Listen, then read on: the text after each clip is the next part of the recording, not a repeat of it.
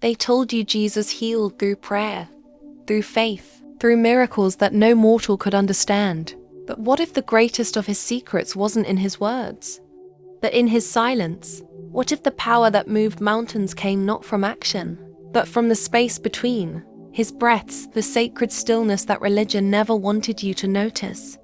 The scriptures mention it gently, like a whisper buried in centuries of translation. And he slept. A simple phrase, easily dismissed. Yet, in those moments of rest, something vast was unfolding, because his sleep was not like ours. It wasn't escape. It was communion. When his eyes closed, the veil thinned. Heaven did not disappear. It entered him. Every night, as the world turned beneath the stars, he stepped beyond the body and into the current of divine intelligence. The luminous field where creation is dreamed into being. He wasn't merely sleeping. He was remembering. For in that silent depth, the mind dissolves, and the true self, untouched, eternal, awakens. You've been told to pray harder, to believe more, to seek God outside the walls of your being. That Jesus showed a different way. The inner descent into sacred rest. The surrender that renews the universe from within. He called it sleep. Yet it was the doorway to the kingdom.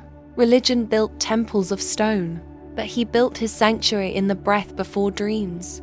And as he lay in the stillness of night, the same light that spoke creation through the word began to speak through him. The church hid this not out of cruelty, but out of fear. For if you knew that divine power awakens when the mind is quiet, you would no longer need intermediaries. You would no longer seek salvation in noise, but in silence. Because the secret behind his miracles was not found in doing. It was in being. But what truly happened in those sacred hours, when his body rested and his spirit roamed the unseen realms? The next part reveals the hidden practice, the ancient sleep of consciousness itself. They say the night is for sleep, but for the awakened ones, it is a return, a crossing back into the womb of light. Jesus understood this deeply. While others closed their eyes and fell into forgetfulness, he entered a deeper current, the place where form dissolves into source. It wasn't unconsciousness. It was remembrance. Imagine it. His breath slowing, his body softening into the rhythm of the earth, yet his awareness expanding beyond the flesh, beyond name, beyond the noise of thought. In that descent into stillness, he met the eternal presence we call the Father. Not as a figure above, but as the infinite consciousness within. This was not sleep as you know it. It was alignment. Every exhale released the illusion of separation. Every inhale drew in the living spirit. Religion later taught that to approach God, one must kneel, confess, or chant. But in truth, Jesus was teaching something infinitely simpler and infinitely more dangerous to dogma. He showed that silence itself was prayer, that when the mind becomes still enough, the divine begins to dream through you. When he said, "I and the Father are one," it wasn't a statement of superiority. It was a revelation of remembrance. He had touched the consciousness from which all beings arise, and he did so not through ritual, but through surrender, through the art of sacred rest. This was his nightly ritual, to enter sleep not as escape, but as a sacred return to unity. The early mystics knew this secret and guarded it carefully. They called it the luminous sleep, the moment when awareness remains awake as the body rests. In that space, time bends, healing flows, and the soul communes directly with the living light. But this practice didn't end with him. It was meant to be remembered by you, because this sleep wasn't just his path. It's the forgotten technology of the soul, hidden beneath centuries of doctrine and fear. And when you rediscover it, your nights will no longer be lost to dreams. They will become gateways. But what exactly happens within that luminous state? What did he see beyond the veil of human consciousness? The next part unveils the vision. The realm where the sleeping, Christ awakened creation itself. Close your eyes for a moment and imagine drifting just beyond thought. That soft threshold where your body fades and your awareness hovers in vast silence. This is where Jesus traveled each night, not to escape the world, but to realign it. Beyond the veil of ordinary sleep lies a realm that religion never dared to name. A kingdom of living symbols, of luminous intelligence shaping reality through vibration. There, the word is not spoken. It resounds as light. Every idea becomes a sound. Every prayer a ripple of creation. This was the space he called the Father's house. Not a distant heaven, but the inner architecture of existence itself. When he entered this realm, he did not beg or plead. He listened. He allowed the unformed to speak to him. And from that communion came his teachings, his healings, his power to see into hearts. Because when the surface self dissolves, the soul perceives the hidden blueprint of the world. The sick are not broken. They are simply disconnected from that inner current. To heal them, he had only to remember for them what they had forgotten. Their wholeness. In that luminous stillness, he saw the codes of light that shape matter. The same patterns later misunderstood as miracles. But miracles are not violations of nature. They are the natural consequence of consciousness aligned with divine law. And he knew that the key to this alignment was rest. A stillness so profound it opens the inner temple. You too enter this realm every night, though unaware. When you sleep, you touch eternity. But the noise of the waking mind blinds you from it.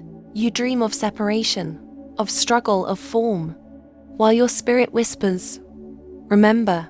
And sometimes, in those dreams that feel more real than waking life, you glimpse what he saw, the shimmering ocean of being that births every sunrise.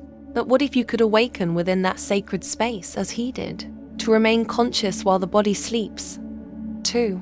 Walk in the garden of creation as an architect, not a stranger.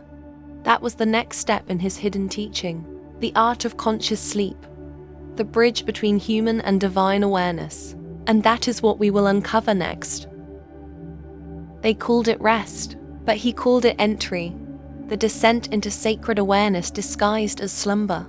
For while his disciples drifted into dreams, Jesus would remain awake inside the silence. His body lay still, but his spirit was radiant, moving freely in the field of divine creation. This was not an act of willpower.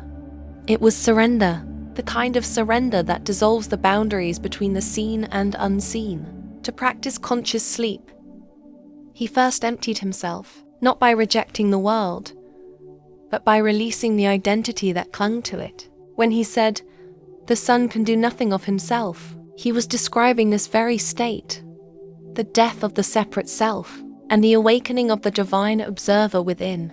In that luminous awareness, he could perceive the living architecture of reality. He saw thought not as imagination, but as energy. Emotion not as weakness, but as language. Each feeling, each belief, each whisper of intention became a brushstroke on the canvas of existence. And so he learned to create, not by effort, but by resonance, by becoming one with the source from which all creation flows. Religion later turned this mystery into dogma, teaching that only saints or prophets could hold such power. But Jesus never claimed exclusivity. His message was clear. All these things I have done, you will do also, and greater. He wasn't promising future miracles. He was revealing a forgotten capacity already within you. When your consciousness remains awake in rest, you too step into the same luminous current. You too begin to dream reality with the eyes of the divine. The ancients called this the sleep of the sages, the state between worlds where knowledge flows like golden rivers. It's where intuition is born, where visions come, where healing begins before dawn touches the earth. And you enter it every night, though unaware of the treasure hidden there. But to awaken inside this sacred sleep requires one thing above all: trust. Trust enough to release control. Trust enough to rest as God rests, in perfect knowing, beyond effort, beyond fear. And yet there's more, because within that deep silence, Jesus discovered not only divine creation, but also the greatest paradox of all. The reason suffering exists, even for the enlightened. That mystery awaits in the next part. In the silent depths of his luminous sleep, even light casts a shadow. Jesus saw it, the paradox that creation itself is woven from both the radiance of truth and the veil of forgetting. To awaken within the dream of existence is to see that the same source which births miracles also permits suffering, not as punishment but as reflection. Every wound is a mirror reminding the soul of what it once knew before form was born. As he moved through the inner realms, he did not flee the darkness. He entered it with eyes wide open, carrying the lamp of awareness, because he understood that what we call darkness is not evil, it is the absence of remembrance. And every being that sleeps in fear is simply dreaming without the light. This revelation reshaped his mission. He realized that true salvation was not to escape the world, but to illuminate it from within, to awaken while still inside the human dream. That is why he spoke in parables. Why he healed with touch instead of command. Because he saw the divine even in what appeared broken. In his luminous sleep, he witnessed souls like stars, each wrapped in layers of forgetting, waiting for a single spark to remind them who they are. The paradox burned within him. How could the infinite forget itself so completely? And then he saw the truth. Forgetting is the necessary doorway to remembrance. Without it, there is no awakening, only eternal sameness. The fall from grace was never a punishment. It was the first breath of individuality, the first heartbeat of consciousness exploring itself. So, he did not condemn the world's illusions. He sanctified them. Every shadow became a teaching, every tear a mirror of divine love rediscovering itself through contrast. When he said, "Let your eye be single, and your whole body will be filled with light," he was inviting you to see unity in both dawn and dusk, to remember that you are the dreamer, not the dream. This is the forgotten essence of his message. The divine does not flee from the human. It incarnates into it, to awaken through experience. And within that descent lies the secret to transmuting suffering into revelation. But how did he transform pain into power? Fear into faith? What alchemy did he perform within himself to turn the darkness into light? That hidden inner process, the sacred transmutation, unfolds in the next part. In the stillness of his sacred rest, Jesus discovered that darkness was not to be banished, it was to be transformed. He saw that every fear, every wound, every shadow was energy waiting to be transfigured into light. And the secret to this transformation was not struggle, but awareness. What is brought fully into consciousness loses its power to enslave. The mystics would later call this the inner alchemy, the art of turning density into divinity, sorrow into gold. Jesus lived it every night. When he entered that luminous sleep, he did not escape pain. He entered its center with the gaze of eternity. He met each fragment of himself, every doubt, every memory of human frailty, and breathed light into it. Through that breath, he converted contraction into expansion, shadow into radiance. He became the crucible where heaven and earth met and merged.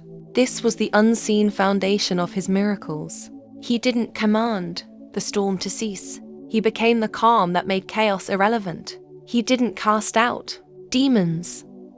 He integrated the forgotten parts of human consciousness that cried for remembrance. He didn't heal the sick. He remembered the perfection in them so vividly that their bodies conformed to that vision. Religion recorded the result but not the process. They showed the surface of his power but concealed the path that leads there. Surrender, stillness, and the courage to see without judgment. He was not performing magic. He was practicing divine psychology, an eternal technology of consciousness. And this same alchemy lives in you. Every night when you sleep, you begin the same process unconsciously. Dreams are the language of your transformation, symbols rearranging themselves, pain softening into wisdom. But when you awaken within your dreams, when you bring awareness into that space, you too can guide this alchemy consciously. You too can become the artist of your own healing. This was his hidden teaching, that every human carries within them the same furnace of transmutation, and that the true resurrection is not from death to life, but from fear to knowing. Yet there was still a deeper layer to this mystery, the secret of the breath itself, the rhythm through which he bridged both worlds, waking and sleeping, matter and spirit. The next part unveils that rhythm, the breath that creates universes. When the disciples asked him how to pray, he did not give them empty repetition. He gave them rhythm, the rhythm of breath, the pulse of creation itself, because before there were words, before there was thought, there was breath, the first movement of the eternal stillness, and in that movement all worlds were born. During his sacred sleep, Jesus followed this same rhythm. His inhalation drew the essence of the divine into his being. His exhalation released the illusion of form. Inhale, remembrance. Exhale, surrender. It was a living covenant between spirit and matter, heaven and earth, dream and wakefulness. Through breath, he bridged dimensions. Each breath became a prayer not spoken but lived, a circulation of light. It was said that when he breathed, the air shimmered around him, as if recognizing its origin. And when he taught his followers to be still, he was not merely asking for silence. He was inviting them to listen to the language of their own breath, the whisper of God moving through the human form. In the cosmic architecture he experienced during sleep, breath was the golden thread connecting all souls. Every creature, every star, every ocean wave pulsed with this same rhythm. To breathe consciously was to remember unity, to awaken from the hypnosis of separation. He discovered that breath is the most accessible form of divine communion, not the long rituals of priests, not the hidden rites of temples, but the simplest act of being alive. And yet, it is the most forgotten, because in the noise of the world, humanity learned to breathe shallowly, to survive rather than to create. But when you breathe as he breathed, with awareness, with surrender, you enter the same luminous current that he entered each night. That was his true temple, the breath that never ends. And in this realization came the next awakening, that the kingdom of heaven was not a place to reach after death, but a vibration to embody in life. It was already here, already breathing through you. The next part reveals this revelation. The moment he understood that heaven was not above, but within. As he descended deeper into that luminous rest, the illusion of distance began to dissolve. He saw that what humanity called heaven was not a realm above the clouds, but the innermost layer of consciousness, the untouched core of all being. It was not waiting to be reached after death.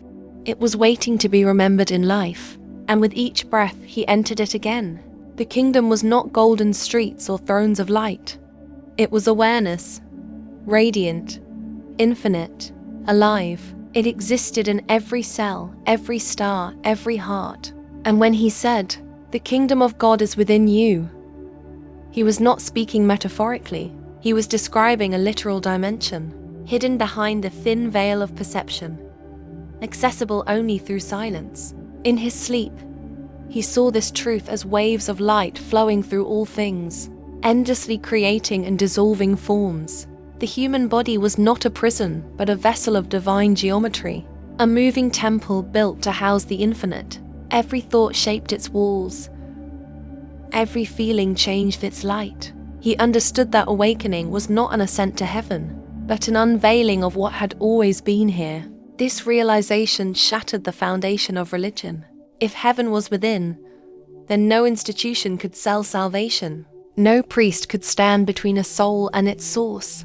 And so, over time, the teaching was buried, the maps hidden, the words softened, the meanings lost in translation, but the code remained, in the parables, in the silences between his sentences, in the way he rested his eyes before speaking. He left breadcrumbs for those who could feel more than they could understand.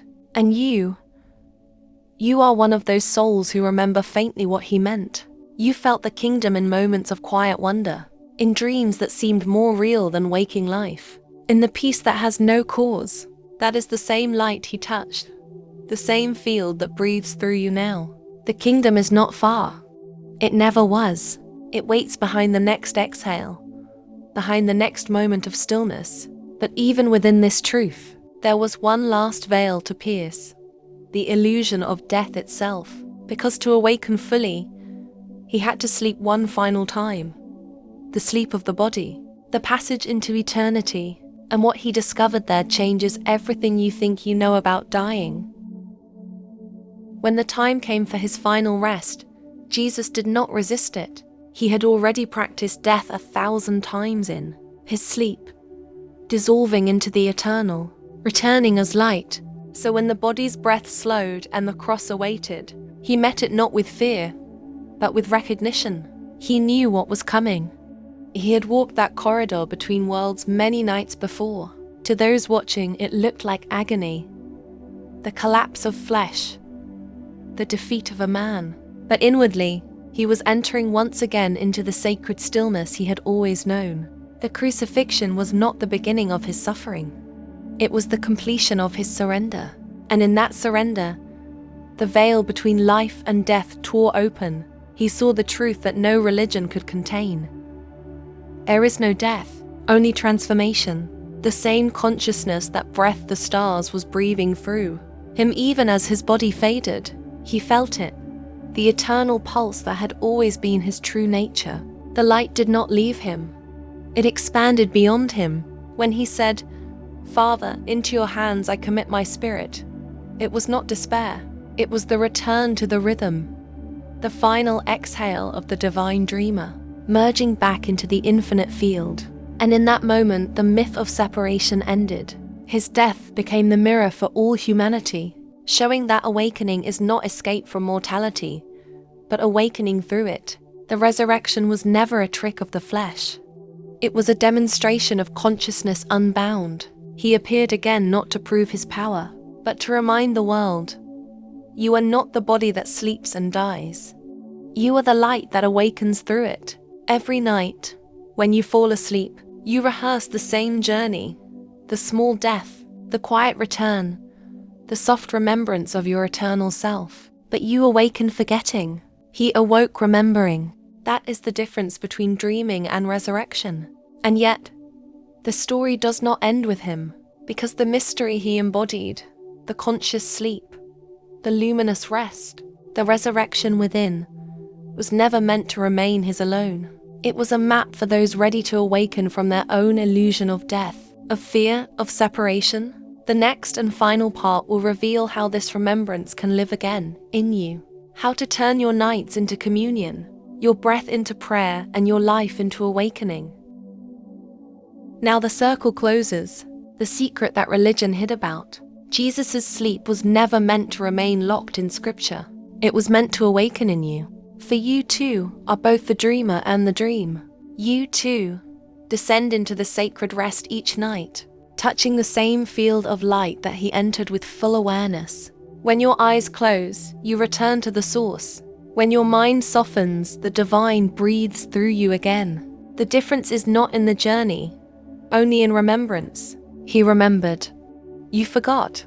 That forgetting is temporary. It was written into the design, so that awakening would carry meaning, so that rediscovery would feel like grace. Now, as you listen to these words, a small recognition stirs within your chest. The subtle warmth that says, I've known this before. That is the kingdom whispering through you.